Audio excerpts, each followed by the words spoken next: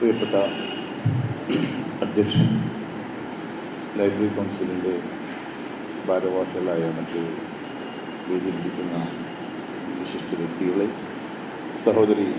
സഹോദരന്മാരെ, സുഹൃത്തുക്കളെ, വളരെയേറെ കാലിക പ്രസക്തിയുള്ള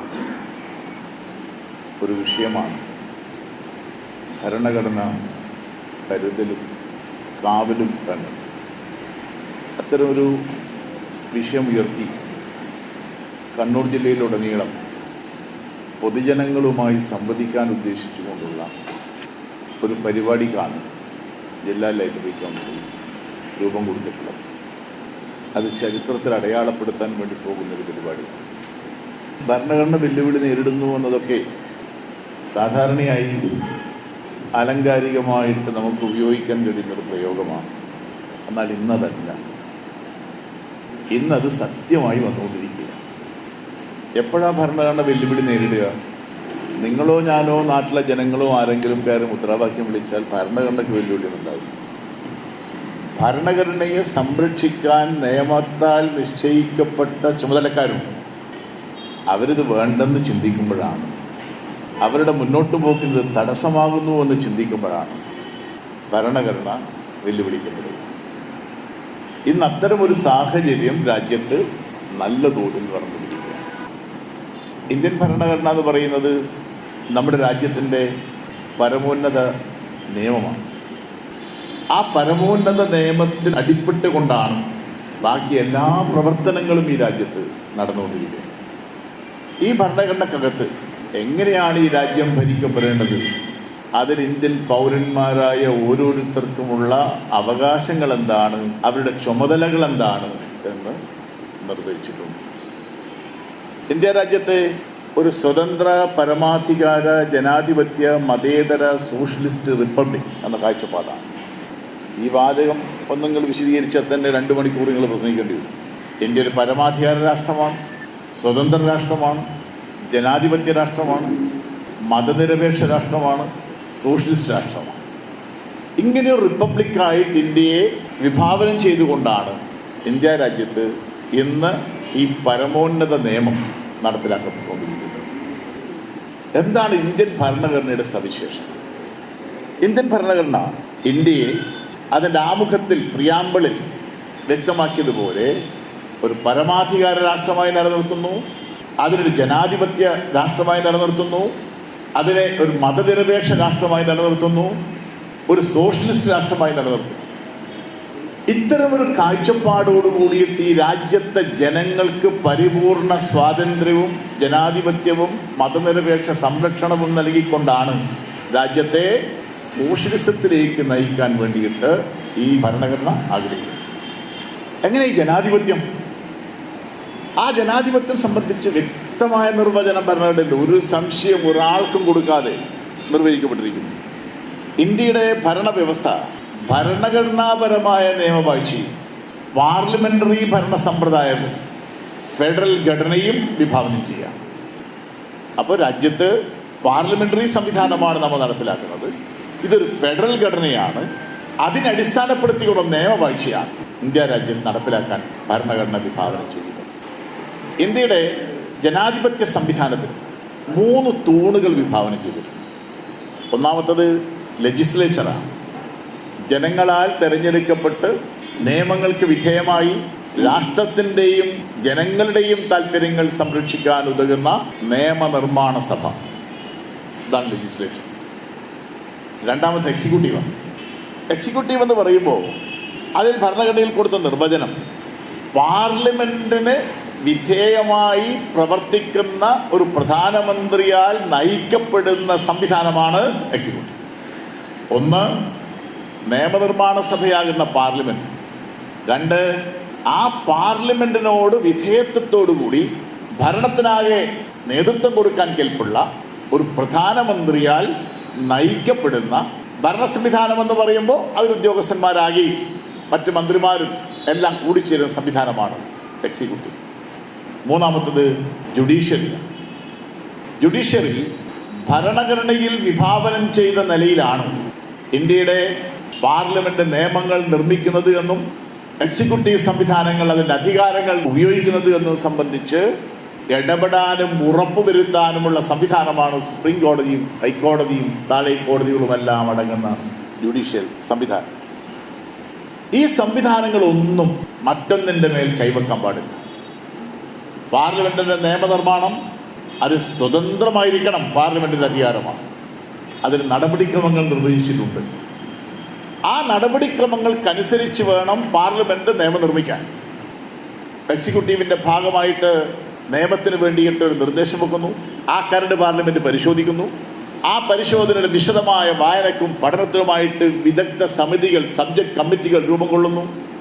അവിടെ നിന്ന് വീണ്ടും പരിശോധിക്കുന്നു, വീണ്ടും പാർലമെന്റിലേക്ക് വരുന്നു. ഇങ്ങനെ ഗഹനമായ പഠനങ്ങൾക്ക് ശേഷമാണ് നിയമം നിർമ്മിക്കപ്പെടേണ്ടത്. എക്സിക്യൂട്ടീവിന്റെ താല്പര്യത്തിനനുസരിച്ചിട്ട് നിയമം നിർമ്മിച്ചു പോയാൽ പിന്നെ പാർലമെന്റിന്റെ ആവശ്യം ഉണ്ടാവില്ല. ഇപ്പോ ഏറ്റവും അവസാനം ഇന്ത്യയിൽ സുപ്രധാനമായൊരു നിയമം, നിലനിൽക്കുന്ന ഒരു നിയമത്തെ നിരാകരിക്കാൻ വേണ്ടിയിട്ടുള്ള നിയമമാണ്. 370 വകുപ്പ് അനുസരിച്ച് പ്രത്യേക അവകാശത്തോടു കൂടി ഒരു സംസ്ഥാനം ഇന്ത്യയിലുണ്ടായിരുന്നു, ജമ്മു ആൻഡ് കാശ്മീർ. ആ സംസ്ഥാനത്തിൻ്റെ 370 വകുപ്പ് അനുസരിച്ചുള്ള പരിരക്ഷയും സംസ്ഥാന പദവിയും ഒരു നിയമം മുഖേന പിൻവലിച്ചു. 370 വകുപ്പ് റദ്ദാക്കി. നമ്മളെല്ലാം പത്രം വായിച്ചവരാണ്. ഇന്ത്യയുടെ ആഭ്യന്തര വകുപ്പ് മന്ത്രി പാർലമെന്റിൽ വന്ന് തൻ്റെ കോട്ടിൻ്റെ പോക്കറ്റിൽ നിന്ന് ഒരു നിയമനിർമ്മാണത്തിനുള്ള നിർദ്ദേശം വായിച്ച് അവതരിപ്പിക്കും. ഏതെങ്കിലും അംഗങ്ങൾക്ക് ഇതിൻ്റെ പകർപ്പ് കൊടുത്തോ? കൊടുത്തില്ല. അത് അപ്പം തന്നെ പാസ്സാക്കി. സബ്ജക്ട് കമ്മിറ്റി പരിശോധിക്കുന്നില്ല. യാതൊരു ചർച്ചയും പാർലമെന്റിൽ ഫലപ്രദമായി നടക്കുന്നില്ല.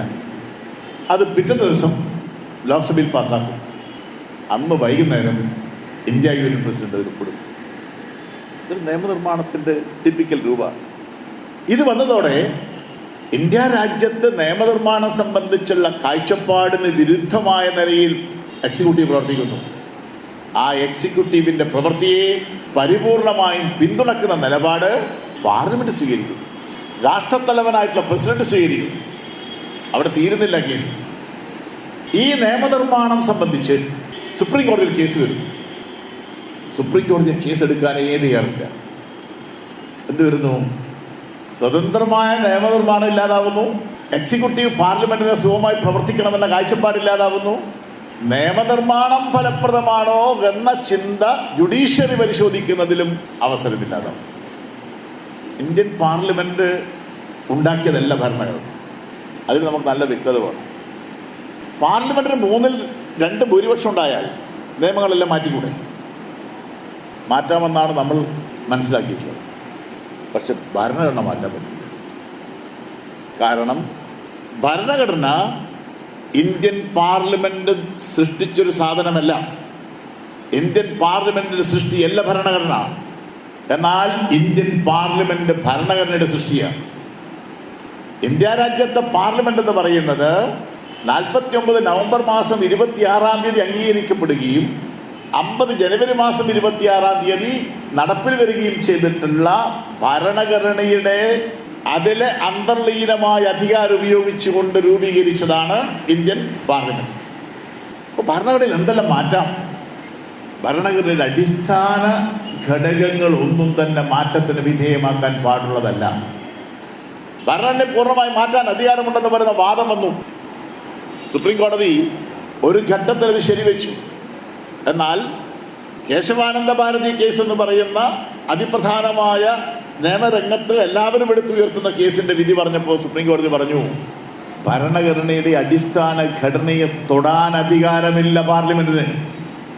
കാരണം ഭരണഘടന സൃഷ്ടിച്ചിരിക്കുന്നത് അതിനുവേണ്ടി മാത്രമായി തെരഞ്ഞെടുക്കപ്പെട്ട ഭരണഘടനാ നിർമ്മാണ സഭയാണ്. ഇന്ത്യയിലെ ഭരണഘടനാ നിർമ്മാണ സഭയുടെ ചരിത്രമെടുത്താൽ ഭരണഘടന തയ്യാറാക്കി അംഗീകരിക്കുന്നതിന് വേണ്ടി രൂപീകരിച്ച ആദ്യം 389 പേരും പാകിസ്ഥാൻ രൂപീകരിച്ചതോടുകൂടി 299 പേരും അടങ്ങിയ ഭരണഘടനാ നിർമ്മാണ സഭ നവംബർ 26-ന് അതിന് രൂപം കൊടുക്കുകയും 1950 ജനുവരി 26-ന് ഭരണഘടന നടപ്പിലാവുകയും ചെയ്തതോടുകൂടിയിട്ട് പിരിച്ചുവിടപ്പെട്ട സഭയാണ്. അങ്ങനെ പിരിച്ചുവിടണമെങ്കിലും അവിടെ തീരുമാനം വന്നു, ശൂന്യത വരും. പാർലമെന്റ് രൂപീകരിച്ചിട്ടില്ല. അതുകൊണ്ട് തങ്ങളുടെ ഭരണഘടനാ നിർമ്മാണത്തിന് വേണ്ടിയിട്ടുള്ള ചുമതല പൂർത്തീകരിച്ചതിന് ശേഷം ഈ കോൺസ്റ്റിറ്റ്യൂവന്റ് അസംബ്ലി എന്ന പേരിൽ അറിയപ്പെടുന്ന ഭരണഘടനാ നിർമ്മാണ സഭ പുതിയ പാർലമെന്റ് 52 തെരഞ്ഞെടുപ്പോട് കൂടിയിട്ട് തെരഞ്ഞെടുക്കപ്പെട്ട അധികാരത്തിൽ വരുന്നവർ താൽക്കാലിക പാർലമെന്റായി തുടർന്നു. പിന്നെ ആ സഭയില്ല. ആ സഭയുടെ എല്ലാ അധികാരങ്ങളും അതോടെ അവസാനിച്ചു. അപ്പോൾ ഇന്ന് നിലനിൽക്കുന്ന ഭരണഘടനയിൽ പറഞ്ഞ അധികാരങ്ങളോടുകൂടി മാത്രം പ്രവർത്തിക്കുന്നതാണ് ഇന്ന് ഈ രാജ്യത്തുള്ള എല്ലാ ഭരണഘടനാ സംവിധാനങ്ങളും. അതിന് പേര് തന്നെ ഭരണഘടനാ സംവിധാനം എന്നാണ്. അത് കോടതി ആയാലും കൊള്ളാം, പാർലമെന്റ് ആയാലും കൊള്ളാം, എക്സിക്യൂട്ടീവ് ആയാലും കൊള്ളാം. ആ ഭരണഘടനാ സംവിധാനങ്ങൾ ഭരണഘടനയോട് കയറി കളിക്കാൻ പറ്റില്ല. എന്നാൽ ഇപ്പോൾ സംഭവിച്ചുകൊണ്ടിരിക്കുന്നത് തങ്ങളുടെ അധികാരത്തിന് പുറത്തേക്ക് കടന്നുകൊണ്ടാണ് ഇന്ന് ഭരണഘടനാ സ്ഥാപനങ്ങൾ എന്ന് പറയുന്ന പലതും ഭരണഘടനയിൽ പറയാത്തതും ഭരണഘടനയുടെ താല്പര്യങ്ങൾക്ക് വിരുദ്ധവുമായ നടപടികളുമായിട്ട് മുന്നോട്ട് പോയിക്കൊണ്ടിരിക്കുന്നത് എന്ന ആപത്ത് നമ്മൾ കാണുന്നു. ഈ 3 സംവിധാനവും എപ്പോഴാണോ സ്വതന്ത്രമായിട്ട് അതിൻ്റെ അധികാര പരിധിയിൽ നിന്നുകൊണ്ട് പ്രവർത്തിക്കുന്നത്, അപ്പോൾ മാത്രമേ ഭരണഘടനയിൽ പറയുന്ന ജനാധിപത്യം ഉണ്ടാവുള്ളൂ. ഭരണഘടനയുടെ എന്താണോ രാജ്യത്തെ ജനങ്ങൾക്ക് വാഗ്ദാനം ചെയ്തത് അതിനനുസരിച്ചുള്ള ഭരണക്രമം ഈ രാജ്യത്തുണ്ടാവും. എന്നാൽ ഇന്ന് അതിന് വലിയ തോതിലുള്ള വെല്ലുവിളി നേരിടും. എങ്ങനെ ഈ ഭരണഘടന വന്നത്? എവിടെ ഭരണഘടന വന്നത്? ഒരുപാട് ആശയക്കുഴപ്പം വരിക. ഇന്ത്യ എന്ന് പറയുന്ന രാജ്യം എന്നും ഇങ്ങനെ ഉണ്ടായിരുന്നതാണ്. ഭരണഘടന നിലവിൽ വരുന്നതിന് മുമ്പുള്ള ഭാരതം എന്തായിരുന്നു? കേരളം എന്തായിരുന്നു? നിങ്ങൾ ആലോചിച്ചു. നമ്മളൊരു നാട്ടുകാരായിരുന്നു. നമ്മുടെ ഈ കൊച്ചു കേരളം എടുത്താൽ തിരുവിതാംകൂർ രാജാവിൻ്റെയും കൊച്ചി രാജാവിൻ്റെയും മലബാറിൽ ആധിപത്യം പുലർത്തിയിരിക്കുന്ന ബ്രിട്ടീഷുകാരൻ്റെയും തൊട്ടപ്പുറം മാഹി ചെന്നാൽ അവിടെ ഫ്രഞ്ചുകാരനെ ഭരിച്ചു. ഈ കൊച്ചു കേരളത്തിൻ്റെയാണ് അവസ്ഥയെങ്കിൽ ഇന്ത്യയിലെടുത്തു എത്ര രാജാക്കന്മാർ, എത്ര പ്രഭുക്കന്മാർ, എത്ര ജന്മിമാർ, ഇതെല്ലാം കൂടി ചേർന്ന് നാട്ടുരാജ്യങ്ങളായി പിരിഞ്ഞ് തമ്മിലടിച്ചും കലഹിച്ചും യുദ്ധം ചെയ്തു നിന്ന നാടാണ് ഈ ഇന്ത്യ എന്ന് പറയുന്ന ഇന്നത്തെ കൺസെപ്റ്റ്.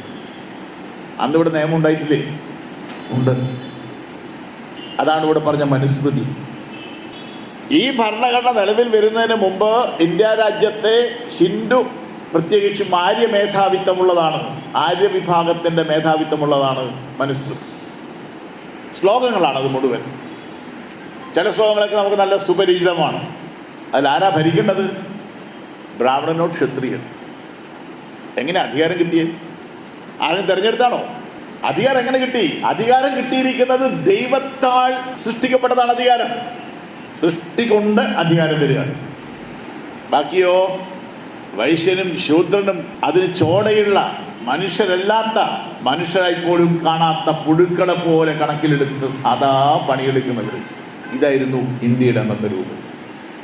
ആ ഇന്ത്യ ഇന്നത്തെ ഇന്ത്യ ആയത് ആളുകൾ ചിലർ പറയാറുണ്ട് അത് ബ്രിട്ടീഷുകാരനാണ് ഉണ്ടാക്കിയല്ല, അക്ബറാണ് ഉണ്ടാക്കിയത് എന്ന് പറയുന്നവരുണ്ട്. അതുമല്ല, ഒരു രാജാവുമല്ല, ഒരു ഭരണകർത്താവുമല്ല. ഇന്ന് കാണുന്ന ഇന്ത്യ ഇന്ത്യയായി വന്നത് രാജ്യത്തുയർന്നു വന്ന ജനകീയ സമരത്തിലൂടെയാണ് എന്ന് നമ്മൾ കാണണം. ഏതാണ് സമരം? ആ സമരം ബ്രിട്ടീഷ് വിരുദ്ധ സമരം തന്നെയാണ്. ഇന്ത്യ രാജ്യത്തെ നൂറ്റാണ്ടുകളായിട്ട് കീഴടക്കി, പടിപടിയായിട്ടാണ് കീഴടക്കി. ഇന്ത്യയിൽ ആദ്യമായിട്ട് എപ്പോഴാണ് ഒരു നിയമം വന്നെന്ന് ചോദിച്ചാൽ ആ നിയമം 1773 റെഗുലേഷൻ ആക്ട് എന്ന പേരോട് കൂടിയിട്ടുള്ള നിയമം. അതിൽ ഒപ്പുവെച്ചത് ഇന്ത്യക്കാരല്ല, ബ്രിട്ടീഷ് രാജ്ഞിയാണ്. എന്താ റെഗുലേഷൻ ആക്ട്? അന്ന് വരെ ഇവിടെ കച്ചവടത്തിനായിട്ട് വന്ന് സ്വത്ത് സമ്പാദിക്കുകയും സ്വത്ത് സമ്പാദനത്തിലൂടെ പിന്നീട് ദിവാൻ പദവി അലങ്കരിക്കുകയും നികുതി പിരിക്കാൻ അവകാശം നേടുകയൊക്കെ ചെയ്തിട്ടുള്ള ഈസ്റ്റ് ഇന്ത്യ കമ്പനി. ആ ഈസ്റ്റ് ഇന്ത്യ കമ്പനി ഇന്ത്യയിലുള്ള അവരുടെ സ്വത്തുക്കളും അവരുടെ കച്ചവടവും കരാറുകളും അതിനെയാകെ നിയന്ത്രിക്കാനും നിയമാനുസൃതമാക്കാനും വേണ്ടി ഉണ്ടാക്കിയതാണ് റെഗുലേഷൻ ആക്ട്. അത് പിന്നെ പടിപടിയായിട്ട് വ്യത്യസ്ത നിയമനിർമ്മാണങ്ങൾ വന്നു. നമ്മളെല്ലാം പഠിച്ചതാണ് കുട്ടിക്കാലത്ത്. ഒന്നാം സ്വാതന്ത്ര്യ സമരം 1857 ആയുധമെടുത്ത കലാപം. അവിടെയാണ് ഝാൻസി റാണിയൊക്കെ രംഗപ്രവേശം ചെയ്തത്. ആയുധമെടുത്ത് ഏറ്റുമുട്ട് നടന്നതോട് കൂടിയിട്ട് ബ്രിട്ടീഷ് രാജ്യം തീരുമാനിച്ചു ഇനി ഈസ്റ്റ് ഇന്ത്യ കമ്പനി നിയന്ത്രിച്ച നിൽക്കില്ല, കൂടിയാൽ കൂടില്ല. അപ്പോൾ എന്ത് വേണം? നേരിട്ട് ഭരിക്കണം. അങ്ങനെയാണ് 1858 ഗവൺമെന്റ് ഓഫ് ഇന്ത്യ ആക്ടോട് കൂടിയിട്ട് രാജ്യം പ്രഖ്യാപിക്കുന്നത് ഇന്ത്യ രാജ്യത്തിന്റെ സർവ്വതും ഇതാ ഞാനിങ്ങ് ഏറ്റെടുത്തിരിക്കുന്നു. അവിടെയാണ് ഇന്ത്യയുടെ ഭരണം ബ്രിട്ടീഷുകാർ നേരിട്ട് ഏറ്റെടുക്കുന്നത്. അവിടെ നിന്ന് ഇങ്ങോട്ട് വ്യത്യസ്ത ഘട്ടങ്ങളിലായി നിയമനിർമ്മാണങ്ങൾ ഉണ്ടായിട്ടുണ്ട്. അതെല്ലാം ബ്രിട്ടൻ ഉണ്ടാക്കിയ നിയമമാണ്. 1947 വരെ അവസാനമായി ഉണ്ടായത് ഇന്ത്യൻ ഇൻഡിപെൻഡൻസ് ആക്റ്റാണ്. ഇന്ത്യക്ക് സ്വാതന്ത്ര്യം കൊടുക്കാൻ തീരുമാനിച്ച ശേഷമുള്ള നിയമം. ആ രാജ്ഞിയുടെ ഭരണത്തിൽ നേരിട്ട് വരുമ്പോൾ നാട്ടിലെ ഭരണമാരാ? ഇവിടെ തൊട്ടുകൂടായ്മയുണ്ട്, തീണ്ടിക്കൂടായ്മയുണ്ട്, സതി സമ്പ്രദായമുണ്ട്. സർവസ്വത്തിൻ്റെ അവകാശികളായിട്ട് ജന്മിമാർ ഇവിടെ ഭരിക്കുന്നുണ്ട്. ബ്രിട്ടീഷ് ഭരണം എന്ന് പറഞ്ഞാൽ ഇവിടെയുള്ള ജന്മിമാരും നാട്ടുരാജാക്കന്മാരുമായിട്ട് കരാറുണ്ടാക്കിയ ഭരണമാണ്. ഭരണം മുഴുവൻ നടത്തിയ നാട്ടുരാജാക്കന്മാരും ജന്മിമാരുമാണ്. അപ്പോൾ നാട്ടിൽ വന്നിരിക്കുന്ന ജനങ്ങളുടെ ജീവിത തകർച്ച വ്യത്യസ്ത രൂപത്തിലുള്ള സമരങ്ങൾക്ക് രൂപം കൊടുത്തു. ദേശീയ സ്വാതന്ത്ര്യ സമരം എന്ന് പറയുമ്പോൾ നമ്മൾ സാധാരണ പറയാറുണ്ട് ഏതെങ്കിലും 1 or 2 സംഭവങ്ങൾ എടുത്തിട്ട് അതാണ് ദേശീയ സ്വാതന്ത്ര്യ സമരം. നിയമലംഘന പ്രസ്ഥാനത്തിൻ്റെ ഭാഗമായിട്ട് ഉപ്പ് കുറുക്കാൻ വേണ്ടി പോയൊരു സമരം, അതുപോലുള്ള ചില സമരങ്ങൾ. അതുമാത്രമൊന്നുമല്ല ഇന്ത്യൻ സ്വാതന്ത്ര്യ സമരം. പട്ടാളക്കാർ രംഗത്തിറങ്ങിയിട്ട് കലാപം നടന്നിട്ടുണ്ട് ഈ രാജ്യത്ത്. ഭഗത് സിംഗിനെ പോലെ ധീര യോദ്ധാക്കന്മാരുടെ പോരാട്ടം നടന്നിട്ടുണ്ട് ഈ രാജ്യത്ത്. തൊഴിലാളികളുടെ സമരം നടന്നിട്ടുണ്ട്, കൃഷിക്കാരുടെ സമരം നടന്നിട്ടുണ്ട്. ഇങ്ങനെ നാടിൻ്റെ നാനാഭാഗത്ത് ചെറുതും വലുതുമായി ഇന്നറിയപ്പെടുന്നതും അറിയപ്പെടാത്തതുമായ നിരവധി സമരങ്ങൾ ഉയർന്നു വന്നു. ഈ സമരങ്ങളുടെ എല്ലാം സംഘടിത രൂപം ഇന്ത്യയിൽ ആരംഭിക്കുന്നത് 1920 ശേഷമാണ്. 20 ശേഷം എന്ന് പറയുമ്പോൾ 2 രീതിയിൽ അതിനൊരു ധാര വരുന്നുണ്ട്. ഒന്ന്, ആ ഘട്ടത്തിലാണ് മഹാത്മാഗാന്ധി ഇന്ത്യൻ രാഷ്ട്രീയത്തിൽ സജീവമാകുന്നത്. ഒരു വലിയ വിവാദം നടക്കുന്നില്ലേ? അന്തമാൻ ജയിലിൽ നിന്ന് സവർക്കർ മാപ്പ് എഴുതി കൊടുത്തത് മഹാത്മാഗാന്ധി പറഞ്ഞിട്ടാണെന്നാണ് ഇന്ത്യയുടെ പ്രതിരോധ വകുപ്പ് മന്ത്രി. ചെറിയ ആളൊന്നുമല്ല, ഇന്ത്യൻ പട്ടാളത്തെ മുഴുവൻ നിയന്ത്രിക്കുന്ന മന്ത്രിയാണ്. അദ്ദേഹം പറഞ്ഞത് ഈ പറയുമ്പോൾ ഒരു കാര്യകാരണ ബന്ധങ്ങളില്ലേ. അന്ന് ഗാന്ധി ഇന്ത്യയിലില്ല. 1911 ആ സംഭവം. അന്ന് ഗാന്ധി ദക്ഷിണാഫ്രിക്കയില. ഗാന്ധി ഇവിടെ വരുന്നത് 15-നാണ്. അപ്പോൾ മഹാത്മാഗാന്ധി ഇന്ത്യയിലേക്ക് വരുന്നതിന് മുമ്പാണ് സവർക്കർ അന്തമാൻ ജയിലിൽ നിന്നും മാപ്പെഴുതി കൊടുത്തു എന്ന് പറയുന്നത്. അപ്പം ഇപ്പോൾ പറഞ്ഞിരിക്കുന്നത് വെടിവെച്ച് കൊന്നിട്ടും തീരാത്ത കരിപ്പോട് കൂടിയിട്ട് മഹാത്മാഗാന്ധി പറഞ്ഞിട്ടാണ് സവർക്കർ എന്നേ മാപ്പെഴുതി കൊടുത്തത്. കത്തെഴുതി കൊടുത്തെന്നാൽ വേറൊന്നുമല്ല, എന്നെ പുറത്തു വിട്ടാൽ ബ്രിട്ടന്റെ ദാസനായി ഇന്ത്യയിലെ ചെറുപ്പക്കാരെ മുഴുവൻ ബ്രിട്ടീഷ് ക്രൗണിനോടൊപ്പം നിലനിർത്താൻ ഞാൻ എൻ്റെ കൂടെയുള്ളവരെയും അണിനിരത്തി പ്രവർത്തിക്കുന്നതാണ്.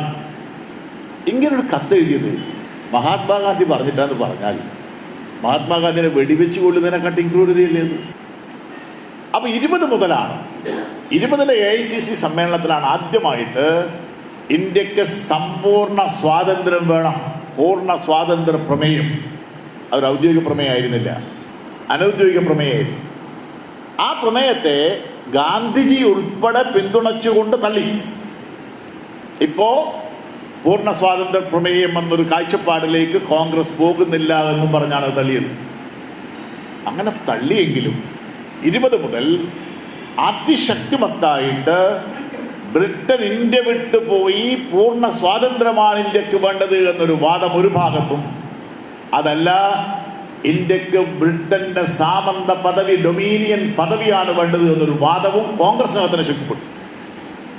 1930 ആകുമ്പോഴത്തേക്ക് 30 ജനുവരി 26 ആകുമ്പോഴത്തേക്ക് AICC സമ്മേളനത്തിൽ ഗാന്ധി തന്നെ മുൻകൈയെടുത്ത് 20 തള്ളിയ പ്രമേയം AICC സമ്മേളനം അംഗീകരിച്ചു. അപ്പോൾ 1930 ഇന്ത്യക്ക് പൂർണ്ണ സ്വാതന്ത്ര്യം വേണം എന്നാവശ്യപ്പെട്ടുകൊണ്ടുള്ള പ്രമേയം കോൺഗ്രസ് അംഗീകരിക്കുക. 30-നും 47-നും ഇടയിലുള്ള സംഭവ പരമ്പര എടുത്താൽ അതിരൂക്ഷമായ സമരങ്ങളാണ് രാജ്യത്തിൻ്റെ നാനാഭാഗത്ത് ഉയർന്നു വന്നത്. പിടിച്ചാൽ പിടികിട്ടാത്ത സമരങ്ങൾ, പോലീസ് സ്റ്റേഷൻ തീവെക്കുന്ന സംഭവങ്ങൾ, കൃഷിക്കാരൻ ശക്തമായ രംഗത്ത് വരുന്ന പോരാട്ടങ്ങൾ, പട്ടാളക്കാരൻ ആയുധമെടുത്ത് രംഗത്തിറങ്ങുന്ന പോരാട്ടങ്ങൾ, ഇങ്ങനെ നാടിൻ്റെ നാനാഭാഗത്തും ബ്രിട്ടനെതിരായിട്ട്, ബ്രിട്ടീഷ് ഭരണത്തിനെതിരായിട്ട് ഇന്ത്യയുടെ ഇന്ന് നമ്മൾ പറയുന്ന പാകിസ്ഥാൻ ഉൾപ്പെടെയുള്ള ഇന്ത്യയുടെ ഭൂപ്രദേശങ്ങളിലാകെ ശക്തമായ സമരങ്ങൾ ഉയർന്നു. ഒരു ഭാഗത്ത് ഇന്ത്യയിൽ സമരങ്ങൾ ഉയർന്നു വരുന്നു, മറ്റൊരു ഭാഗത്ത് ലോകത്ത് അതിപ്രധാനമായ സംഭവ വികാസങ്ങൾ നടക്കുന്നു. രണ്ടാം ലോകമഹായുദ്ധം നിങ്ങൾക്കറിയാം. രണ്ടാം ലോകമഹായുദ്ധം 39 മുതൽ 45 വരെയാണ്. ആ രണ്ടാം ലോകമഹായുദ്ധത്തിൽ സോവിയറ്റ് യൂണിയൻ പ്രബല ശക്തിയായിട്ട് ലോകത്ത് ഉയർന്നു വന്നു. അന്ന് ഹിറ്റ്ലറുടെ ആധിപത്യത്തിനെതിരായിട്ടായിരുന്നു ശക്തമായ സമരം രണ്ടാം ലോകമഹായുദ്ധം. ഹിറ്റ്ലറുടെ കൂട്ടുകെട്ട് ഒരു ഭാഗത്തും മറുഭാഗത്തുള്ള സോവിയറ്റ് യൂണിയൻ അടക്കം ചേർന്നിട്ടുള്ള ഒരു കൂട്ടുകെട്ടുമായിരുന്നു. അവിടെ ഹിറ്റ്ലറുടെ തലസ്ഥാനം കീഴ്പ്പെടുത്തിയത് സോവിയറ്റ് പടയാണ്. 2.5 കോടിയോളം സോവിയറ്റുകാർ മരിച്ചിട്ട്, അത് വേറെ കാര്യം. അമേരിക്ക ബോംബ് ചെയ്യുന്നുണ്ട്, ജപ്പാനുണ്ട്. ഇതൊക്കെ അതിൻ്റെ ഭാഗമായി നടന്ന സംഭവങ്ങളാണ്.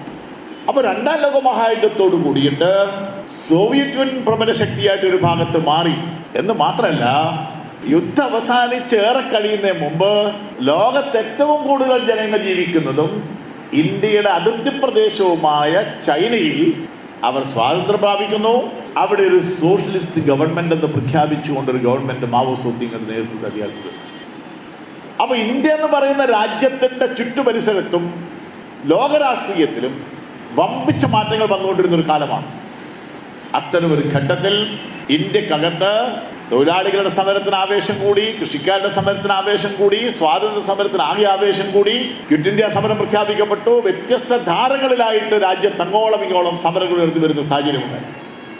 ആ മുന്നേറ്റത്തിലാണ് ഇന്ത്യക്ക് ഡൊമീനിയൻ പദവിയല്ല, സ്വതന്ത്ര ഭാരതമായി തന്നെ ഇന്ത്യയെ കാണാൻ കഴിയുന്ന പുതിയ സാഹചര്യം വരുന്നു. ആ സാഹചര്യം വന്നപ്പോൾ ഇന്ത്യക്കകത്ത് ഈ സ്വാതന്ത്ര്യ സമര പ്രസ്ഥാനത്തിൽ ചേർന്നവർക്ക് തന്നെ എങ്ങനെ പോകണമെന്ന കാഴ്ചപ്പാടിൽ ഭിന്നത വന്നു. ഒരു ഭാഗത്തിന് മുസ്ലിം രാഷ്ട്രം വേണം, മതാധിഷ്ഠിത രാഷ്ട്രമെന്ന കാഴ്ചപ്പാട് ഉയർന്നു വന്നു. ഇവിടെ ഒരു വിഭാഗത്തിന് ഹിന്ദു രാഷ്ട്രം വേണം, അവിടെ ഒരു വിഭാഗത്തിന് മുസ്ലിം രാഷ്ട്രം വേണം. ഇന്ത്യയുടെ ദേശീയ പ്രസ്ഥാനത്തിനകത്ത് വന്ന ഈ ചേരിതിരിവ് ഫലപ്രദമായി ബ്രിട്ടീഷുകാർ ഉപയോഗിച്ചു. അവിടെയാണ് ഇന്ത്യയെ രണ്ടാക്കി വിഭജിക്കുന്ന സാഹചര്യം 47 സ്വാതന്ത്ര്യം നൽകുന്നതോടുകൂടിയിട്ട് ബ്രിട്ടീഷുകാർ സ്വീകരിച്ചു. ഒരു ഭാഗത്ത് പാകിസ്ഥാൻ വന്നു. ഇന്ത്യക്ക് സ്വാതന്ത്ര്യം കിട്ടുന്നതിന് മുമ്പ് തന്നെ 46 ഒരു ക്യാബിനറ്റ് മിഷൻ രൂപീകരിച്ചു. ആ ക്യാബിനറ്റ് മിഷൻ ഇന്ത്യക്ക് ഭരണഘടന ഉണ്ടാക്കുന്നത് സംബന്ധിച്ച് ഒരു സംവിധാനത്തെക്കുറിച്ച് ചർച്ച ചെയ്തു. അതേ തുടർന്നാണ് കോൺസ്റ്റിറ്റ്യൂന്റ് അസംബ്ലി എന്ന് പറയുന്ന സംവിധാനം ഇന്ത്യയിൽ നിലവിൽ വരുന്നത് എന്ന് നമ്മൾ കാണും. ആ കോൺസ്റ്റിറ്റ്യൂന്റ് അസംബ്ലി ആരൊക്കെ വേണമെന്ന് കടക്കുന്നതിന് മുമ്പ് ബ്രിട്ടീഷുകാർ ഇന്ത്യയെ വെല്ലുവിളിക്കുന്നുണ്ട്. ഇന്ത്യയിൽ നിങ്ങൾക്ക് എങ്ങനെ ഒരു ഭരണഘടന ഉണ്ടാക്കാൻ കഴിയും? ജാതിയാണ്, തൊട്ടുകൂടായ്മയാണ്, മതമാണ്, ഓരോ പ്രദേശവും ചിന്നിച്ചിതറിക്കിടക്കുന്ന നാട്ടുപ്രദേശമാണിത്. ഇവിടെ എന്തിൻ്റെ അടിസ്ഥാനത്തിൽ നിയമം ഉണ്ടാക്കും? ഭക്ഷണക്രമം ഒന്നല്ല, ജീവിതക്രമം ഒന്നല്ല, ഭാഷയൊന്നല്ല, സംസ്കാരം ഒന്നല്ല. ഇതാണ് ഇന്ത്യ. അന്ന് മാത്രമല്ല ഇന്നും ഈ യാഥാർത്ഥ്യം വെച്ചാണ് അവർ വെല്ലുവിളിച്ചത്. ആ വെല്ലുവിളിയെ തുടർന്ന് നിരവധി ഡ്രാഫ്റ്റുകൾ വന്നു. ആദ്യമായിട്ടൊരു കോൺസ്റ്റിറ്റ്യൂന്റ് അസംബ്ലി വേണമെന്ന് പറഞ്ഞത് MN റോയിയാണ്. കമ്മ്യൂണിസ്റ്റ് ഇന്റർനാഷണലിന്റെ നേതാവ് കൂടിയായിട്ടുള്ള MN റോയ് 1934 പറയുന്നുണ്ട് ഇന്ത്യക്ക് ഒരു കോൺസ്റ്റിറ്റ്യൂന്റ് അസംബ്ലി വേണം. ആ പറഞ്ഞ അദ്ദേഹം നിർത്തിയില്ല. അവിടെ അദ്ദേഹം മുന്നോട്ട് പോയിട്ടൊരു ഭരണഘടന എഴുതിയുണ്ടാക്കി, ഒരു കരണ്ട് ഉണ്ടാക്കി. 1944 കരണ്ട് പ്രസിദ്ധീകരിച്ചു. പണ്ഡിറ്റ് ജവഹർലാൽ നെഹ്റു റിപ്പോർട്ട് എന്ന പേരിൽ പിന്നീട് ചരിത്രത്തിൽ അറിയപ്പെട്ടൊരു ഭരണഘടനയുടെ ഡ്രാഫ്റ്റ് ഉണ്ടാക്കുന്നത്. ഗാന്ധിയുടെ കാഴ്ചപ്പാടെന്ന് പറഞ്ഞൊരു ഭരണഘടനയുടെ കാഴ്ചപ്പാട് വരുന്നുണ്ട്. ഇങ്ങനെ ബ്രിട്ടീഷുകാരുടെ വെല്ലുവിളി നേരിട്ടുകൊണ്ട് ഞങ്ങൾക്ക് ഇന്ത്യയിൽ ഒരു ഭരണഘടന ഉണ്ടാക്കാൻ കഴിയും എന്ന് പറഞ്ഞുകൊണ്ട് തന്നെ വ്യത്യസ്ത രൂപങ്ങൾ അതിന് വരുന്നു. അതേ തുടർന്നാണ് കോൺസ്റ്റിറ്റ്യൂന്റ് അസംബ്ലി രൂപീകരിക്കാൻ തീരുമാനിക്കുന്നത്. ആ കോൺസ്റ്റിറ്റ്യൂന്റ് അസംബ്ലിയിൽ 389 പേരാണ് ആദ്യം തിരഞ്ഞെടുക്കപ്പെട്ടത് എന്ന് ഞാൻ പറഞ്ഞു. അതിൽ രാജ്യത്തിൻ്റെ വിവിധ ഭാഗത്തുള്ള പ്രവിശ്യകൾ, ആ പ്രവിശ്യകളിൽ നിന്നെല്ലാമായി തിരഞ്ഞെടുക്കപ്പെട്ട 292 അംഗങ്ങളും നാട്ടുരാജ്യങ്ങളിൽ നിന്നുള്ള 93 പ്രതിനിധികളും ചീഫ് കമ്മീഷണർ പ്രോവിൻസ് എന്ന് പറയുന്ന നേരിട്ടുള്ള നിയന്ത്രണമുള്ള പ്രദേശങ്ങളുമായി ബന്ധപ്പെട്ട് 4 അംഗങ്ങൾ ഉൾപ്പെടെയാണ് 389 പേരുള്ള കോൺസ്റ്റിറ്റ്യൂന്റ് അസംബ്ലി രൂപീകരിച്ചത്. കോൺസ്റ്റിറ്റ്യൂന്റ് അസംബ്ലി ആദ്യമായി ചേർന്നത് 1946 ഡിസംബർ 9-ാം തീയതിയാണ്. അന്ന് സച്ചിദാനന്ദ സിൻഹയായിരുന്നു അതിൻ്റെ താൽക്കാലിക അധ്യക്ഷൻ. അത് കഴിഞ്ഞ് ഡിസംബർ 11 ആകുമ്പോഴത്തേക്ക് കോൺസ്റ്റിറ്റ്യൂന്റ് അസംബ്ലി സമ്മേളിച്ച് ഡോക്ടർ രാജേന്ദ്ര പ്രസാദിനെ അതിൻ്റെ സ്ഥിരം അധ്യക്ഷനായി തിരഞ്ഞെടുക്കുകയുണ്ടായി. തുടർന്നാണ് ഇന്ത്യ പാക് വിഭജനം നടക്കുന്നത്. ഇന്ത്യ പാക് വിഭജനം നടന്നതോടുകൂടി പാകിസ്ഥാന്റെ ഭാഗമായി പോയ ഭൂപ്രദേശങ്ങളിലെ പ്രോവിൻസുകളിൽ നിന്നുള്ള പ്രതിനിധികളെല്ലാം ഇതിൽ നിന്നും പുറന്തള്ളപ്പെട്ടു. അതിനുശേഷം ഇന്ത്യയുടെ കോൺസ്റ്റിറ്റ്യൂന്റ് അസംബ്ലിയിൽ 299 പേരാണ് ഉണ്ടായിരുന്നത്. ആ 299 പേരിൽ 208 പേർ ഇന്ത്യൻ നാഷണൽ കോൺഗ്രസിന്റെ പ്രതിനിധികളായിരുന്നു. 73 പേർ മുസ്ലിം ലീഗിന്റെ പ്രതിനിധികളായിരുന്നു. CPIയുടെ ഒരു പ്രതിനിധി ബംഗാളിൽ നിന്നും ജയിച്ചു വന്നിട്ടുണ്ട്. ഒരു പ്രതിനിധി CPIയുടേതാണ്. മറ്റ് 16 പേർ. ആ മറ്റ് 16 പേരിലാണ് അംബേദ്കർ വരുന്നത്. പട്ടികജാതി പട്ടികവർഗ വിഭാഗത്തിന്റെ പ്രതിനിധിയായിട്ടാണ് അദ്ദേഹം തെരഞ്ഞെടുക്കപ്പെട്ടു വരുന്നത്. അങ്ങനെയാണ് 299 പേരുള്ള ഒരു കോൺസ്റ്റിറ്റ്യൂന്റ് അസംബ്ലി എന്ന പേരിൽ വന്നത്. അതിലേറ്റവും രസകരമായ കാര്യം, ഈ കോൺസ്റ്റിറ്റ്യൂന്റ് അസംബ്ലിയിൽ ഭരണഘടനയുടെ കാഴ്ചപ്പാട് സംബന്ധിച്ച് നടക്കുന്ന തർക്കങ്ങളിലും ചർച്ചകളിലും ഏറ്റവും പ്രധാനപ്പെട്ട തർക്കം ഇത് ഹിന്ദു രാഷ്ട്രമാവണോ വേണ്ടിയോ എന്നതാണ്. ആ ഹിന്ദു രാഷ്ട്രമാവണോ വേണ്ടിയോ എന്നുള്ള തർക്കത്തിനിടയിൽ ഇത്രയും വിപുലമായ ചർച്ച നടക്കണമെങ്കിൽ അവിടെ ഹിന്ദു മഹാസഭയ്ക്ക് ഒരു പ്രതിനിധിയുമില്ല. ഈ സഭയിൽ ഒരാളും തിരഞ്ഞെടുക്കപ്പെട്ടിട്ടില്ല. അതാ ഹിന്ദു മഹാസഭയുടെ പ്രധാനപ്പെട്ട നേതാക്കന്മാരുടെ അതിലുണ്ട്. അവരെവിടുന്ന് വന്നു? അവർ വന്നത് കോൺഗ്രസിന്റെ പ്രതിനിധികളായിട്ടാണ്. അത് ശ്യാമപ്രസാദ് മുഖർജി ഉണ്ട്, കമ്മത്തുണ്ട്, പുരുഷോത്തമുണ്ട്, അങ്ങനെ പ്രധാനപ്പെട്ട ആളുകളെല്ലാം ഉണ്ട്. ഈ വാദമൊക്കെ ഉന്നയിക്കുന്ന ഇവരാണ്. പക്ഷെ അവരെല്ലാം ജയിച്ചു വന്നത് ഹിന്ദു മഹാസഭയുടെ പേരിലോ RSSന്റെ പേരിലോ അല്ല, മറിച്ച് കോൺഗ്രസിന്റെ ബാനറിൽ ജയിച്ചു വന്നവരായിരുന്നു എന്ന് പ്രധാനം. 1947 ആഗസ്റ്റ് 29 ഈ ഭരണഘടനാ നിർമ്മാണ സഭ ഒരു ഡ്രാഫ്റ്റിംഗ് കമ്മിറ്റിക്ക് രൂപം കൊടുക്കും. സ്വാതന്ത്ര്യം കിട്ടിയതിനു ശേഷം ആ ഡ്രാഫ്റ്റിംഗ് കമ്മിറ്റിയുടെ ചെയർമാനായിട്ടാണ് ഡോക്ടർ BR അംബേദ്കർ ചുമതലയേൽക്കുന്നത്. ഇന്ന് നമ്മുടെ ഭരണഘടനയിലെ, ഇന്ന് ലോകത്ത് നിലവിലുള്ള ഭരണഘടനയിലെ ഏറ്റവും വലിയ ഭരണഘടന നമ്മുടേതാണ്. ഇത്രയും വകുപ്പുകളും ഇത്രയും വിസ്തൃതവുമായൊരു ഭരണഘടന ലോകത്ത് ഒരു രാജ്യത്തിനുമില്ല. 2 തരം ഭരണഘടനയുണ്ട് ലോകത്ത്. ഒന്ന് എഴുതപ്പെട്ട ഭരണഘടനയുണ്ട്, മറ്റൊന്ന് എഴുതാത്ത ഭരണഘടനയുണ്ട്. ബ്രിട്ടന്റെ ഭരണഘടന എഴുതാത്ത ഭരണഘടനയാണ്. ഇസ്രയേലിന്റെ ഭരണഘടന എഴുതാത്ത ഭരണഘടനയാണ്. ഏറ്റവും ആദ്യത്തെ ലോകത്തെ എഴുതപ്പെട്ട ഭരണഘടന അമേരിക്കയുടേതാണ്. അതോടൊപ്പം തന്നെ ലോകത്തെ ഏറ്റവും ചെറിയ ഭരണഘടന, ഏറ്റവും ചുരുക്കം വാക്കുകളിൽ കാര്യം എഴുതി അവതരിപ്പിച്ച ഭരണഘടനയും അമേരിക്കൻ ഭരണഘടനയാണ്. ഏറ്റവും പഴക്കമുള്ള ഭരണഘടന അമേരിക്കൻ ഭരണഘടനയാണ്. ഏറ്റവും വിസ്തൃതി കുറഞ്ഞ ഭരണഘടനയും അമേരിക്കൻ ഭരണഘടനയാണ്. നമ്മുടെ ഭരണഘടനയുടെ വലിപ്പം പരിശോധിച്ചാൽ അത് 1,17,368 വാക്കുകൾ ഉപയോഗിച്ചുകൊണ്ട് എഴുതിയിട്ടുണ്ട്. ഭരണഘടന അംഗീകരിക്കുമ്പോൾ അതിന് 22 ഭാഗങ്ങളും. ഇന്നത് 25 ഭാഗങ്ങളാണ്. ഭേദഗതി പെടുത്തി വന്നതിന് ശേഷം ഇപ്പോൾ 25 ഭാഗങ്ങളാണ്. 8 ഷെഡ്യൂളുകളാണ് ഭരണഘടന അംഗീകരിക്കുമ്പോൾ ഉണ്ടായിരുന്നത്. ഇപ്പോഴതിന് 12 ഷെഡ്യൂളുകളുണ്ട്. രൂപീകരിക്കുമ്പോൾ ഉണ്ടായിരുന്ന 395 അനുച്ഛേദമാണ്, അല്ലെങ്കിൽ ആർട്ടിക്കിളാണ്. ഇപ്പോഴത് 470 ആർട്ടിക്കിളാണ്. ഈ ഭരണഘടനാ നിർമ്മാണ സഭയിൽ ഓരോ വിഷയത്തിലും സുദീർഘമായ ചർച്ചകളും തർക്കങ്ങളുമാണ് നടക്കുന്നത്. അവിടെ പണ്ഡിറ്റ് ജവഹർലാൽ നെഹ്റു ഒരു പ്രമേയം അവതരിപ്പിക്കുന്നുണ്ട്, ലക്ഷ്യപ്രമേയം എന്ന പേരോടുകൂടി. എന്താണ് ഇന്ത്യ രാജ്യത്തിൻ്റെ ഭരണഘടന കൊണ്ട് നമ്മൾ ഉദ്ദേശിക്കുന്നത്? ആ ലക്ഷ്യപ്രമേയത്തിൻ്റെ സത്തയാണ് പ്രിയാമ്പിളായിട്ട് അല്ലെങ്കിൽ ആമുഖമായിട്ട് ചേർത്ത് വെച്ചിട്ടുള്ളത്. അത് പണ്ഡിറ്റ് ജവഹർലാൽ നെഹ്റുവാണ് അവതരിപ്പിച്ചത്. സുദീർഘമായ ചർച്ചയിൽ നടന്നു. ആ പ്രിയാമ്പിളിൻ്റെ ആദ്യ വാചകം തുടങ്ങുന്നത് we the people of India എന്ന് പറഞ്ഞു. നമ്മൾ ഇന്ത്യക്കാരായ ജനങ്ങൾ എന്ന് പറഞ്ഞു. ഏറ്റവും രൂക്ഷമായ ചർച്ച നടന്ന ഒരു വാചകം അതാണ്. അങ്ങനെ പാടില്ല. പിന്നെ എന്ത് വേണം? In the name of God എന്ന് പറഞ്ഞിട്ട് വരുന്നില്ലേ സത്യപ്രതിജ്ഞാവാചകം? അങ്ങനെ വരണം. ദൈവനാമത്തിലായിരിക്കണം ആമുഖം വരേണ്ടത്, ജനങ്ങളുടെ നാമത്തിലല്ല. വലിയ തർക്കം വന്നു. ആ തർക്കത്തിനൊടുവിൽ ഹിന്ദുരാഷ്ട്രം വേണമെന്ന് പറഞ്ഞ സമ്മർദ്ദം ചെലുത്തുന്ന ആളുകൾ പറഞ്ഞു ഇത് വോട്ടിനിടണമെന്ന് പറഞ്ഞു. മറുപക്ഷം പറഞ്ഞു വോട്ടിനിടാൻ പറ്റില്ല.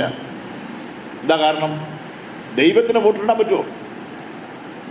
ദൈവത്തിന് വോട്ടിനിട്ട് തോൽപ്പിക്കാൻ പറ്റില്ലല്ലോ. ദൈവം തോൽക്കുന്നുണ്ട്, തോറ്റോട്ടെ. ആ വികാരം കൂടി കണക്കിലെടുത്താണ് വോട്ടിനിടാൻ വേണ്ടിയിട്ടെന്ന് ആവശ്യപ്പെടുന്നതെന്ന് വ്യക്തം. വോട്ടിനിട്ടപ്പോൾ അന്ന് ഹാജരായിരുന്ന അംഗങ്ങളിൽ 67 വോട്ട് ജനങ്ങൾക്കും കിട്ടി, 47 വോട്ട് ദൈവത്തിന് കിട്ടി. അങ്ങനെയാണ് preamble we the people of India എന്ന് പറഞ്ഞുകൊണ്ട് പ്രഖ്യാപിക്കപ്പെടുന്നത്. ഇതൊരു കാര്യത്തിൽ മാത്രമല്ല. ദേശീയ പതാക, ഇന്ത്യയുടെ ദേശീയ പതാക നമ്മുടെ ഈ ക്ഷേത്രങ്ങളിലൊക്കെ ഉപയോഗിക്കുന്ന ഒരു പതാക, RSSൻ്റെ പതാക, ആ കോണായിട്ടുള്ള പതാക, അതായിരുന്നു അന്ന് രാജാക്കന്മാരിൽ ഉപയോഗിച്ചുകൊണ്ടിരുന്ന പതാക. രാജഭരണത്തിൻ്റെ ചിഹ്നമായിട്ട് ഉപയോഗിച്ച പതാകയായിരുന്നു, ക്ഷേത്രങ്ങൾ ഉപയോഗിക്കുന്ന പതാകയായിരുന്നു. അപ്പോൾ ഹിന്ദുത്വ എന്ന് പറയുന്ന ചിന്തയോടുകൂടിയിട്ടുള്ള ഒരു രാഷ്ട്രമെന്ന് വിഭാവനം ചെയ്യുമ്പോൾ അത് പതാകയിൽ തന്നെ പ്രതിഫലിക്കണം. അതുകൊണ്ട് ദേശീയ പതാക, ഇന്നുള്ള ദേശീയ പതാക പറ്റില്ല. അതും വലിയ വാദപ്രതിവാദത്തിനിടയായതാണ്. രാജ്യത്തിൻ്റെ പേരെന്താവണം? ഇന്ത്യ എന്നുള്ള പേര് അവർ അംഗീകരിച്ചിട്ടില്ല. വോട്ടിനിട്ട് തള്ളിയിട്ടാണ് ഇന്ത്യ എന്നുള്ള പേരിലേക്ക് വരുന്നത്. ദേശീയഗാനം എന്താവണം? ജനഗണമന പറ്റില്ല. വന്ദേ മാതരമാവണം ദേശീയഗാനം. ഇങ്ങനെ ഓരോ മേഖലയിലും തർക്കം വന്നു. പിന്നെ പ്രധാനപ്പെട്ട വിഷയം എന്തായിരുന്നു അറിയൂ? ഇന്നതിനേറെ പ്രസക്തിയുണ്ട്. മനുസ്മൃതി ആവണം ഇന്ത്യൻ ഭരണഘടനയുടെ അടിത്തറ. മനുസ്മൃതി. ആ മനുസ്മൃതിയിൽ ഏറ്റവും പ്രധാന വിഷയം ചാതുർവർണ്ണത്തിൻ്റെ അടിസ്ഥാനത്തിലാണ് അതിൻ്റെ സർവ്വ കാഴ്ചപ്പാട്. സ്ത്രീ സ്വാതന്ത്ര്യത്തെക്കുറിച്ച് മനുസ്മൃതി പറഞ്ഞ കാര്യമൊക്കെ നിങ്ങൾക്ക് അറിയുന്നതാണ്. ഞാൻ പിന്നെ അതൊന്നും പ്രത്യേകിച്ച് പറയേണ്ട കാര്യമില്ല. ശൂദ്രന്മാരില്ലേ ഈ തൊട്ടുകൂടാത്ത, അവൻ്റെ സ്വത്ത് പിടിച്ചെടുക്കുന്ന ധർമ്മമാണെന്ന് എഴുതി വെച്ച ഗ്രന്ഥമാണത്. അവന് സ്വത്തുണ്ടാക്കാൻ അവകാശമില്ല. ആ സ്വത്തുണ്ടാക്കാൻ അവകാശമില്ലവന് സ്വത്തുണ്ടെങ്കിൽ ആ സ്വത്ത് പിടിച്ചെടുക്കുന്നതാണ് ധർമ്മം. അതാവണം ഭരണഘടന. അത് വെച്ചാണ് മനുസ്മൃതി അംബേദ്കറും സംഘവും മഹാരാഷ്ട്രയിൽ കത്തിച്ചത്. അപ്പൊ മനുസ്മൃതി അടിത്തറയിലുള്ളതാവണം ഇന്ത്യൻ ഭരണഘടന എന്നുള്ള കാഴ്ചപ്പാട് ഹിന്ദുത്വ കാഴ്ചപ്പാട് അവതരിപ്പിച്ച് അന്നേ പറയുന്നുണ്ട്. നിങ്ങൾ ഓരോന്നായി നോക്കി ഇന്ന് ഉയർന്നു വരുന്ന വാദങ്ങളും ഇതും. ഇന്ത്യയുടെ ദേശീയ പതാകയിൽ തർക്കം, ഇന്ത്യയുടെ പേരിൽ തർക്കം, ഇന്ത്യയുടെ ദേശീയ ആന്തത്തിൽ തർക്കം, ഇന്ത്യയുടെ കാഴ്ചപ്പാടിൽ തന്നെ തർക്കം. ഈ ഭരണഘടന നിർമ്മാണ സഭ അംഗീകരിച്ചത് ഈക്വാലിറ്റി, ലിബർട്ടി, ഫ്രറ്റേണിറ്റി എന്ന് പറയുന്ന ഫ്രഞ്ച് വിപ്ലവത്തിന്റെ ഭാഗമായിട്ട് ഉയർന്നു വന്ന ആഗോള മുദ്രാവാക്യമാണ്. അതിന്റെ കാഴ്ചപ്പാട് അംഗീകരിച്ചു. ഈ ഫെഡറൽ ഘടന എന്ന് പറയുന്നതും പ്രസിഡന്റ് ആവണം ഇന്ത്യയുടെ രാഷ്ട്രത്തലവൻ എന്ന് പറയുന്നതും ഹൈക്കോടതിയും സുപ്രീം കോടതിയും അടങ്ങുന്ന ജുഡീഷ്യറി എന്ന് പറയുന്നതും എല്ലാം വന്നത് അമേരിക്കൻ ഭരണഘടന നിന്നും കടം കൊണ്ടതാണ്. പ്രധാനമന്ത്രി എന്നതും പാർലമെന്റ് എന്നതും എല്ലാമുള്ള കൺസെപ്റ്റ് കടന്നു വന്നത് ബ്രിട്ടീഷ് ഭരണഘടനയിൽ നിന്നാണ്.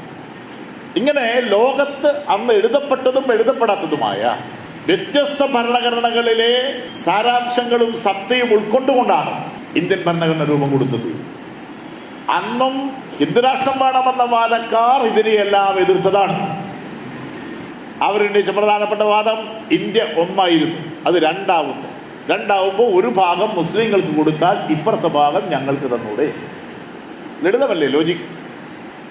മതരാഷ്ട്രമായിട്ട് പാകിസ്ഥാൻ രൂപം കൊണ്ടപ്പോൾ അവിടെയാണ് നമ്മൾ ഈ ഭരണഘടനാ നിർമ്മാണ സഭയിലുള്ള പ്രതിനിധികളുടെ മതനിരപേക്ഷതയിലും ജനാധിപത്യത്തിലുമൊക്കെയുള്ള ഊന്നി നിന്ന നിലപാടുകൾ കാണേണ്ടത്.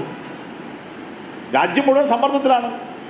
ഒരു ഭാഗത്ത് മുസ്ലിം രാഷ്ട്രം വന്നു, ഇപ്പുറത്ത് വേണമെന്ന വാദത്തിന് കുറച്ചുകൂടി ബലം വരില്ലേ? എന്നാൽ അതിനെ അതിജീവിച്ചു. ആരാണ് ഇന്ത്യൻ പൗരൻ എന്നത് തർക്കമുള്ള വിഷയമാണ്. ഇന്ത്യൻ പൗരനാരാ? എല്ലാ മതക്കാർക്കും ഒരേ അവകാശം കൊടുത്തില്ല. ഇന്ത്യ രാജ്യത്ത് ജനിച്ചവർക്കെല്ലാം ഇന്ത്യൻ പൗരത്വം എന്ന കാഴ്ചപ്പാട് ഭരണഘടന ഉയർത്തിപ്പിടിച്ചു. ഹിന്ദുത്വ അജണ്ട അന്ന് പറഞ്ഞവർക്ക് ഇന്നത് നടപ്പിലാക്കണമെന്ന് ആഗ്രഹിക്കുമ്പോൾ ആ കാഴ്ചപ്പാടിന് വിരുദ്ധമായിട്ട് പൗരത്വ നിയമത്തിൽ മാറ്റം വരുത്തേണ്ടി വരുന്നു. അവിടെയാണ് പ്രശ്നം.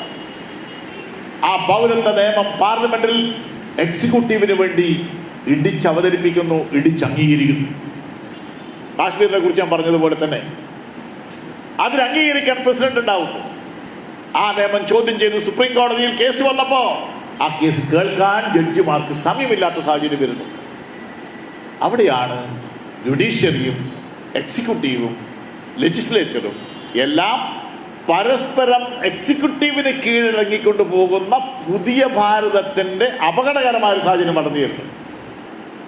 ഇന്ത്യൻ ഭരണഘടന നേരിട്ട ഏറ്റവും പ്രധാനപ്പെട്ട ഒരു വെല്ലുവിളിയായിരുന്നു 75-77 കാലഘട്ടം. അന്ന് ഭരണഘടനയുടെ അടിസ്ഥാന കാഴ്ചപ്പാട് വെല്ലുവിളിച്ചില്ല. അന്ന് വെല്ലുവിളിച്ചത് പൗരാവകാശവും അഭിപ്രായ സ്വാതന്ത്ര്യവും സഞ്ചാര സ്വാതന്ത്ര്യവും സംഘടിക്കാനുള്ള സ്വാതന്ത്ര്യമൊക്കെയാണ്. ഇവിടെ ഭരണഘടനയുടെ അടിസ്ഥാന കാഴ്ചപ്പാട്, ഈ രാഷ്ട്രം എന്താണെന്ന കാഴ്ചപ്പാട് വെല്ലുവിളിക്കുന്നു. ഇന്ത്യ ഒരു മതനിരപേക്ഷ രാഷ്ട്രമാണ്. എന്താ മതനിരപേക്ഷത എന്ന് പറഞ്ഞാൽ? മതനിരപേക്ഷതയ്ക്ക് പലരും കൊടുക്കുന്നൊരു ഏറെ പഴക്കമുള്ള വ്യാഖ്യാനമാണ്. എല്ലാ മതങ്ങൾക്കും തുല്യ അവകാശം കൊടുക്കലാണ് മതനിരപേക്ഷത. അല്ല, മതനിരപേക്ഷത എന്ന് പറഞ്ഞാൽ മതത്തെ രാജ്യഭരണത്തിൽ നിന്നും മാറ്റി നിർത്തുന്നതാണ് മതനിരപേക്ഷത. മതമെന്ന് പറയുന്നത് ഓരോ പൗരന്റെയും വ്യക്തിപരമായ അവകാശമോ വ്യക്തിപരമായ സ്വാതന്ത്ര്യമോ ആണ്. അവർക്ക് സ്വീകരിക്കാം, സ്വീകരിക്കാതിരിക്കാം. പക്ഷേ ആ മതം എവിടെയില്ല? രാജ്യഭരണത്തിൽ മതമില്ല. അതാണ് മതനിരപേക്ഷത. ഇന്ത്യയുടെ പക്ഷി ഏതെന്ന് ചോദിച്ചാൽ നമ്മൾ പറയും, മൃഗം ഏതെന്ന് ചോദിച്ചാൽ നമ്മൾ പറയും, പതാക ഏതെന്ന് ചോദിച്ചാൽ പറയും. എന്നാൽ ഇന്ത്യയുടെ മതം ഏതാ എന്ന് നിങ്ങൾ പറഞ്ഞ്? ഇന്ത്യക്ക് മതമില്ല. നാഷണൽ ആന്തമുണ്ട്, ദേശീയ പതാകയുണ്ട്. ഇന്ത്യയുടെ മതമേത്? മതമില്ല. ഇന്ത്യ ഒരു മതേതര രാഷ്ട്രമാണ്. ആ മതേതര രാഷ്ട്രം എന്ന് പറഞ്ഞാൽ വിശ്വാസികളും അവിശ്വാസികളും വേർതിരിച്ച് കാണപ്പെടാതെ ഭരണവും നിയമ നടത്തിപ്പും നിഷ്പക്ഷമായി നടക്കുന്ന ഒരു രാഷ്ട്രമാണ് മതനിരപേക്ഷ രാഷ്ട്രം.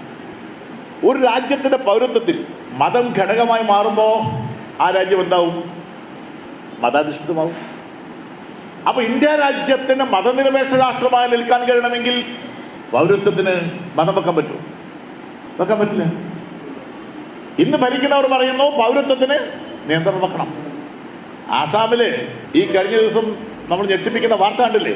50 കൊല്ലത്തോളമായിട്ട് അവിടെ വീട് വെച്ച് താമസിക്കുന്ന കുടുംബത്തെ എല്ലാം അടിച്ചിറക്കാൻ വേണ്ടിയിട്ട് കേന്ദ്ര പോലീസും പട്ടാളവും പോയി വെടിവെച്ചു ആളെ കൊന്നു.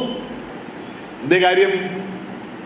അവർ 50 വർഷമായിട്ട് ഇന്ത്യൻ പൗരനായിട്ട് ഇവിടെ ജീവിക്കുന്നെങ്കിലും അവരുടെ മുൻ തലമുറ ഇവിടെ ജീവിച്ച് തെളിയിക്കാൻ കഴിയുന്നില്ല.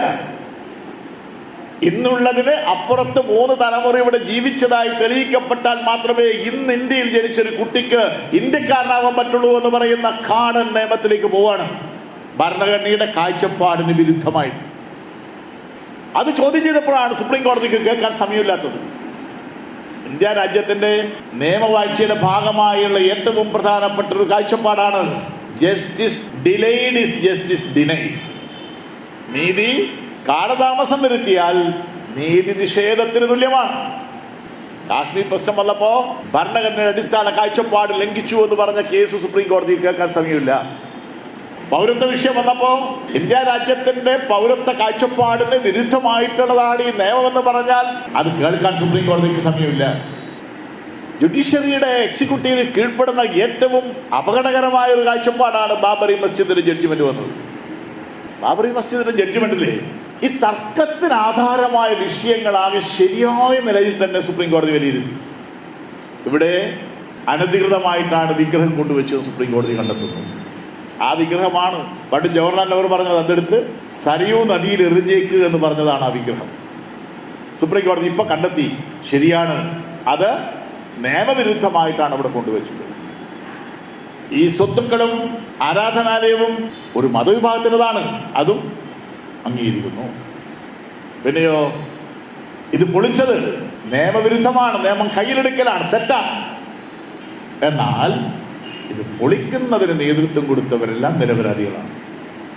ഒരു നീതിബോധവും അതിന് കൂട്ടുണ്ടാവില്ല. എന്തിനാണ് ചെയ്തത്?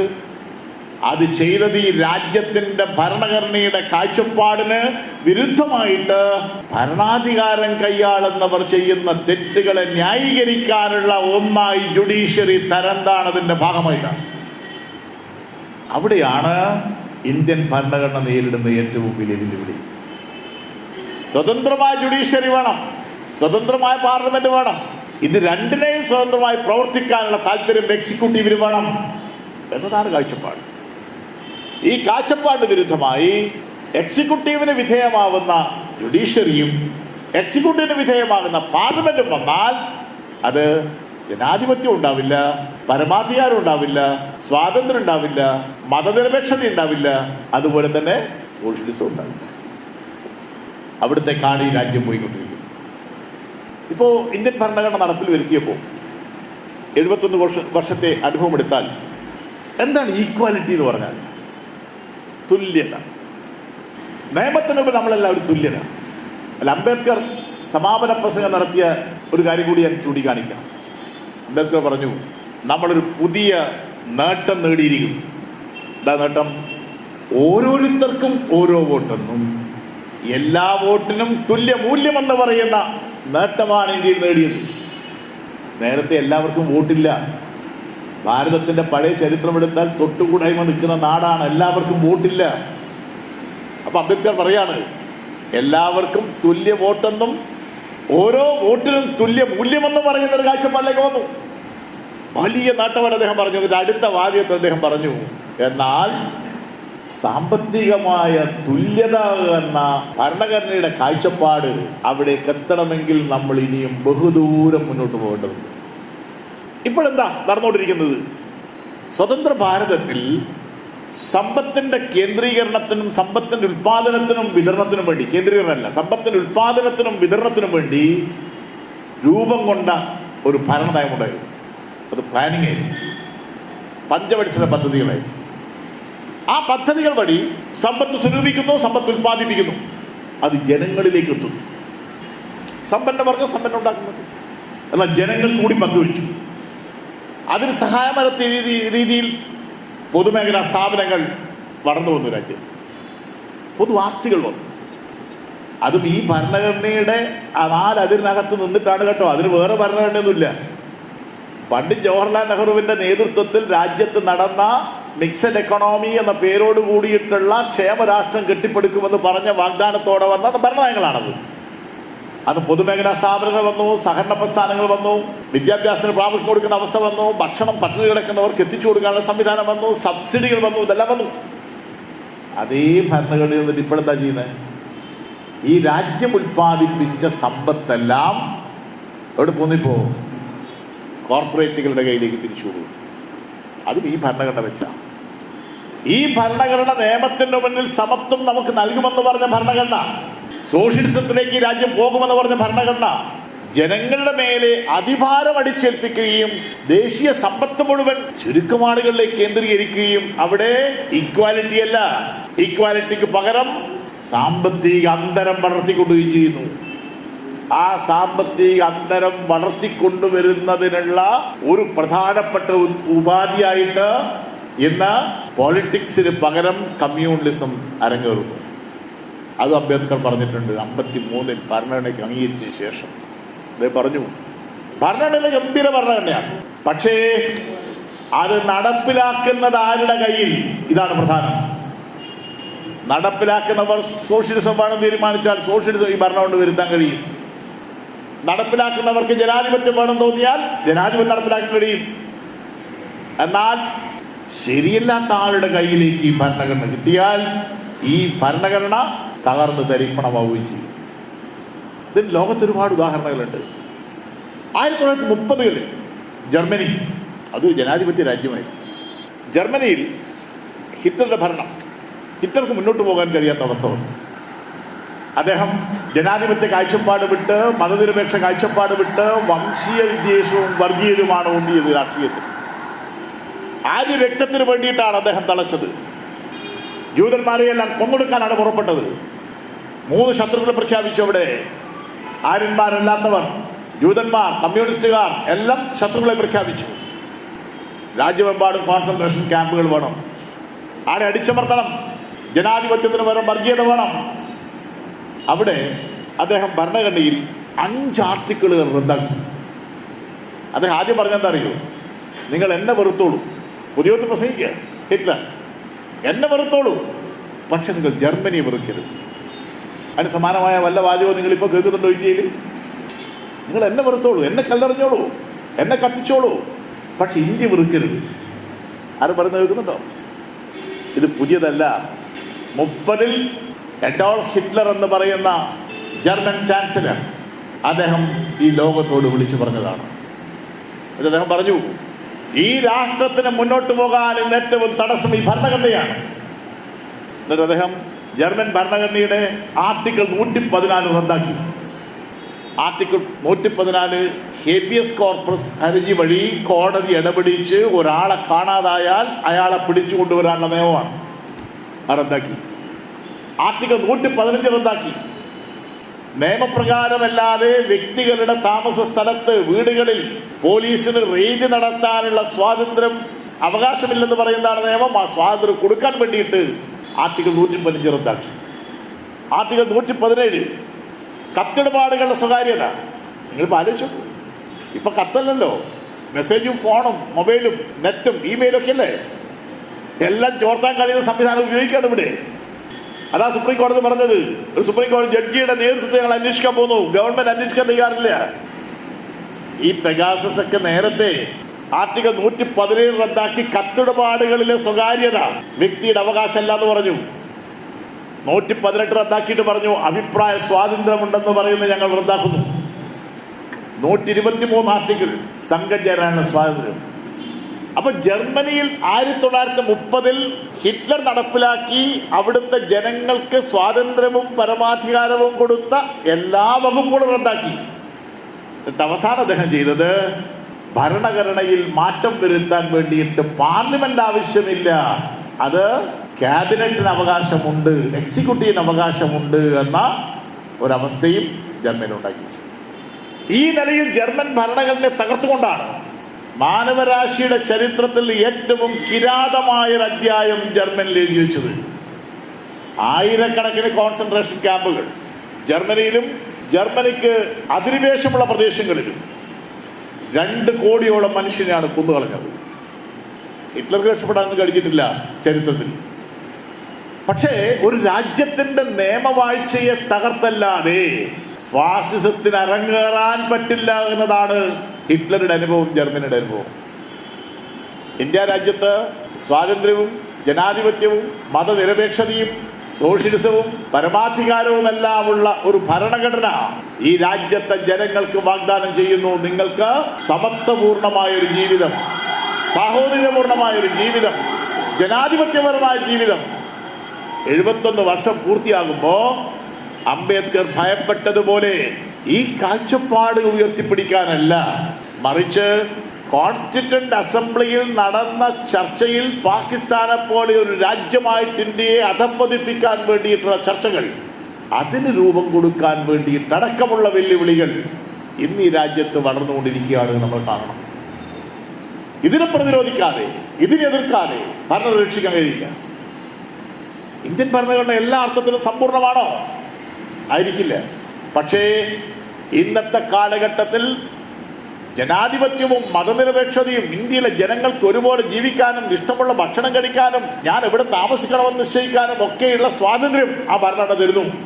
അതുപോലും എടുത്തു കളഞ്ഞ് മനുസ്മൃതിയുടെ കാലത്തുള്ളതിനേക്കാൾ കിരാതമായി ഹിറ്റ്ലർ ജർമ്മനിയിൽ നടപ്പിലാക്കിയത് പോലുള്ള ഒരു സാഹചര്യത്തിലേക്ക് ഈ രാജ്യത്ത് കൊണ്ടുപോകാനുള്ള നീക്കത്തെയാണ് നമ്മൾക്ക് പ്രതിരോധിക്കാനുള്ളത് എന്നത് വെച്ചുകൊണ്ട് നമുക്ക് ഈ ഭരണഘടനയെ സംരക്ഷിക്കാൻ, അതിൻ്റെ കരുതലിന് വേണ്ടിയിട്ടുള്ള കാവൽക്കാരായി മാറാൻ നമുക്ക് കഴിയണം എന്ന് മാത്രം അഭ്യർത്ഥിച്ചുകൊണ്ട് ഈ പരിപാടി ഉദ്ഘാടനം ചെയ്തുകൊണ്ട് ഞാൻ അവസാനിപ്പിക്കുന്നു.